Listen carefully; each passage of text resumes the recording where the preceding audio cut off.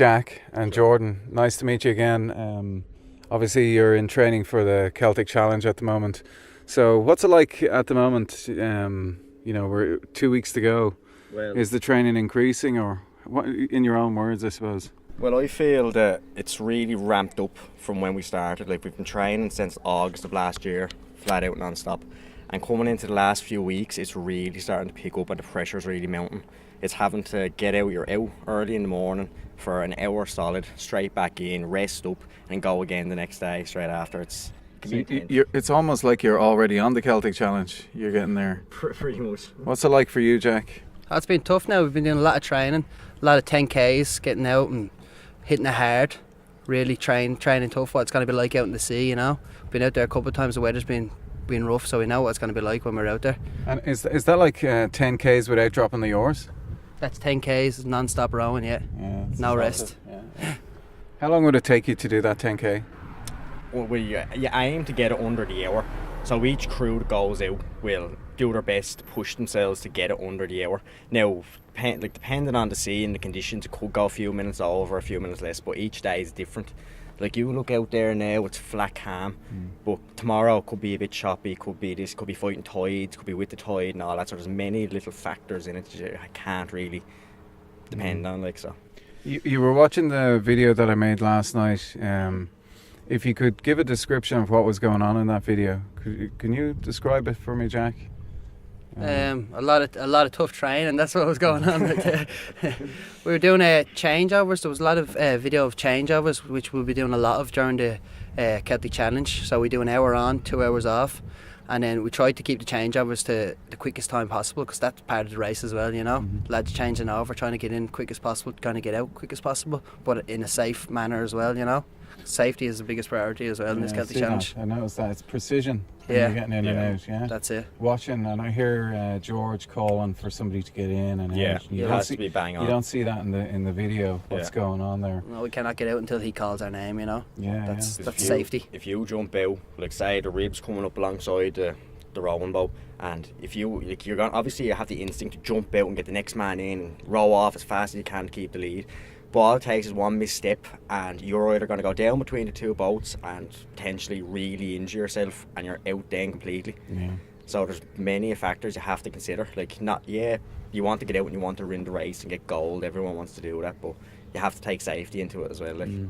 I was watching the people were saying the video looked deadly, but what I see is the training that's gone into making that look that deadly, you know. Like, we went out there and did 3 or 4 changeovers, or I was out there, which is while you did it, and you can see that's what makes it look so smooth and so clean, is the months. How long are you doing that? What's the time being like? We've been training now since last September last year, so I don't know how many months that is now, but we've been training non-stop since then, 3 or 4 days a week, non-stop. And both of you train together? Yeah, we started rowing together. We started rowing about 4 or 5 years ago. Now, we started off rowing skiffs at the start, and that was tough. That's what got us into it, loving every second of it. But then when we came over here to start doing this sort of rowing, it kind of beat us as well, because obviously a skiff would be heavier and you get up so fast, you think, oh, this is great, but then when you get into one of these sort of boats and it just flies, you're like, this is completely different. I prefer this, like. But it's just more so, the reason we wanted to do this is because this is like the Celtic Challenge is the biggest realistic open rowing race in the world. It's over 150 kilometres, 90 nautical miles. Wow. So one thing I noticed, you know, a lot of different people try and promote rowing. One thing I noticed about it yesterday is it's friends and family. It's not like people would say it's kind of like a closed community, or the word cult came into my mind yesterday, but that's other people's perception of it from the outside, whereas realistically this thing is friends, family and people who know each other. It's a really close-knit group. We're all a very close-knit group. Well, family is a big part of it too, because when you go home, family is the one that tells you to get back out training, you know, when you're hurting, whatever else. They're the ones that keep you going. You're doing it for your family too, kind of thing, you know. It's tough. Have any other members of your family done this? None of my other members have done this now, but my 2 younger brothers row as well. I'd hope they'd like to do it when they get of age, you know. I have a younger brother now. He started rowing. He rowed. Well, he actually rows with his brothers as well. Now they were a brilliant crew last year in the skiff rowing in the under 16 categories, I think it was, and they went out and they won every race. And now they don't row over here, but they still row across the way now. But they're putting it in, and eventually I'd like to see them work their way up to here. Like we're going over now. We're going over later on in August of this year to compete in the All Irelands now in, I think it was Kerry or over in Dingle on the other side on the west coast. Okay. They're apparently combining it with their big regatta over there, so it's going to be upwards of about maybe 3,000 to 4,000 people at it. Wow. Hopefully, and well over 100 races. Yeah. So it's going to be one big spectacle over the course of 3 days. Now that's once the second we finish training for the Celtic Challenge, we're going to go straight into training for the All Irelands. So I hope to take 1 or 2 weeks off anyway. Yeah, We'll be going holidays. Is there anything that you're looking forward to? Is it or is there anything you're dreading or anything like that, or does that even come into it? It's just the training makes you just like a rock. Maybe the weather. The weather. We don't know what the weather's gonna be like out there, so if it's rough, could be a bit scary. And the last time it was done, only 3 boats finished, wasn't it? Yeah, was that rough? 3 or 4 boats finished out of, I think it was maybe 23 or something. Yeah. Like that, yeah. And what sort of food and stuff like that are you bringing along? It's mainly loads of proteins now. You need nothing like with sugar, like no Lucozades or Red Bulls, obviously. Mainly water, bananas, apples. This is going to be a solid minimum 18 hours plus of a race. Now, depending on weathers and tides and all that, could be even longer. But you need to really prepare. This isn't just going to be a physical race. It's going to be a very much more mental race. Like your mind's going to start playing tricks on you, especially during the night shifts. Yeah. So you really have to stay focused and stay prepared for it.